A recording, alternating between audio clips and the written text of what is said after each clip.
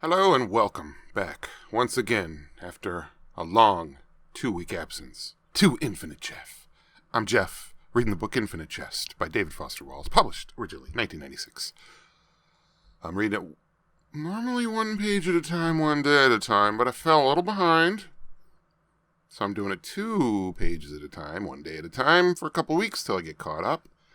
And the reason I got behind was because I came up on the 100th episode of the sister series, Jeff Finnegan's Wake, and I was going to redesign the thumbnail, and I just didn't feel like it, and then I just got behind, and then you get into it, and you're like, well, and then you got to restart, and that's where I'm at now. Hold on.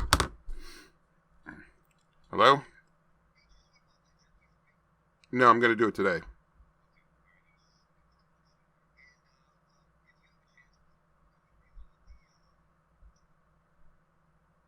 Weed whack?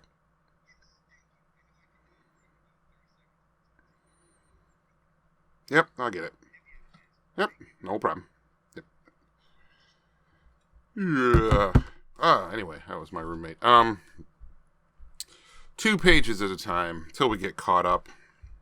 You know, you get behind on a thing and then you got to get back into the thing. And this is me getting back into the thing. I finally felt like doing it. So, because I do want to see this to completion and I do want to read this book.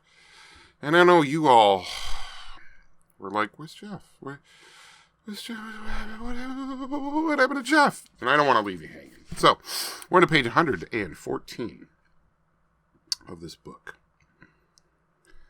Really hate together as big stuff looms. The dreaded May drills during finals before the summer tour. The post-Christmas crackdown before Australia. The November freeze-a-thon, the snotfest, the delay in upping the lung and getting us under cover. A common enemy. I may disguise KB Freer, or, can't quite resist, Evan Ingersoll or Jenny Bash, but we despise Schützmen. The double matches on top of runs, the insensitivity to exams, the repetition, the stress, the loneliness. But we get together and bitch. All of a sudden, we're giving something group expression, a community voice. Community, Evan. Oh, they're cunning. They give themselves up to our dislike, calculate our breaking points and aim for just over them, then send us into the locker room with an unstructured 45 before big buddy sessions. Accident? Random happenstance? You guys ever see evidence of the tiniest lack of coolly calculated structure around here? The structure's what I hate the most of all, Ingersoll says. They know what's going on, Blatt says, bouncing a little on his tailbone. They want us to get together and complain. Oh, they're cunning, Ingersoll says. Hal curls himself up a bit on one elbow to put in a small plug of Kodiak. He can't tell whether Ingersoll's being insolent. He lies there very slack, visualizing Smith pounding overheads into Ingersoll's skull. Hal some weeks back had acquiesced to Lyle's diagnosis that Hal finds Ingersoll, this smart, soft, caustic kid with big, soft, eyebrowless face and unwrinkled thumb joints, with the runty, cuddled look of a mama's boy from way back. A quick intelligence he squanders on an insatiable need to advance some impression of himself. That the kid so repels Hal because Hal sees in the kid certain parts of himself he can't or won't accept. None of this ever occurs to Hal when Ingersoll's in the room. He wishes him ill. Blatt and Arslanian are looking at him. Are you okay? He is tired, Arslanian says. Ingersoll drums idly on his own ribcage.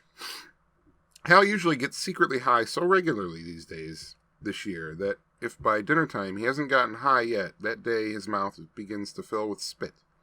Some rebound effect from B-Hope's desiccating action, and his eyes start to water as if he's just yawned. The smokeless tobacco started almost as an excuse to spit sometimes. Hal's struck by the fact that he really, for the most part, believes what he's said about loneliness and the structured need for a we here. And this, together with the Ingersoll repulsion and the spit flood, makes him uncomfortable again, brooding uncomfortably for a moment on why he gets off on the secrecy of getting high in secret, more than on the getting high itself, possibly. He always gets the feeling that there's some clue to it on the tip of his tongue, some mute and inaccessible part of the cortex, and then he always feels vaguely sick scanning for it.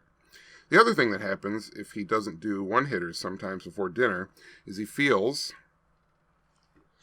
And that was page 114 of the continuing series, with a few minor hiccups along the way, that I have called Infinite Jeff. Good night.